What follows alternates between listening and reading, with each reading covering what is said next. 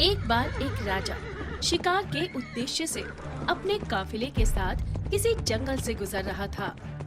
दूर दूर तक शिकार नजर नहीं आ रहा था। वे धीरे धीरे घनघोर जंगल में प्रवेश करते गए। अभी कुछ ही दूरी पर गए थे कि उन्हें कुछ डाकुओं के छिपने की जगह दिखाई दी। जैसे ही वे उसके पास पहुँचे कि पास के पेड़ पर बैठा तोता बोल पड़ा, पकड़ो पकड़ो, एक राजा आ रहा है। इसके पास बहुत सारा सामान है।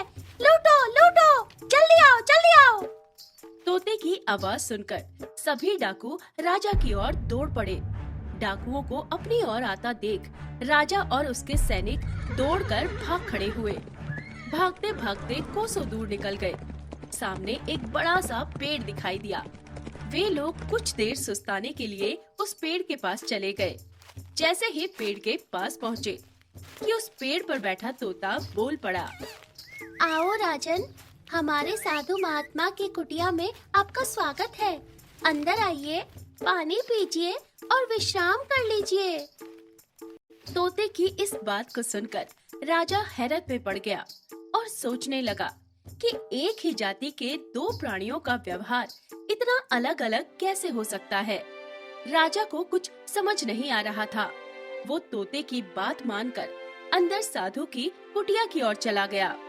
साधु महात्मा को प्रणाम कर उनके समीप बैठ गया और अपनी सारी कहानी सुनाई और फिर धीरे से पूछा, ऋषिवर, इन दोनों तोतों के व्यवहार में आखिर इतना अंतर क्यों है?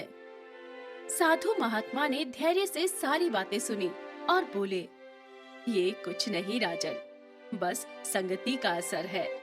डाकुओं के साथ रहकर तोता भी डाकुओं की तरह व्यवहार करने लगा है और उनकी ही भाषा बोलने लगा है। अर्थात जो जिस वातावरण में रहता है वो वैसा ही बन जाता है। कहने का तात्पर्य ये है कि मूर्ख भी विद्वानों के साथ रहकर विद्वान बन जाता है और अगर विद्वान भी मूर्खों की संगत में रहता है तो उसके अंदर भी मूर्खता आ जाती है।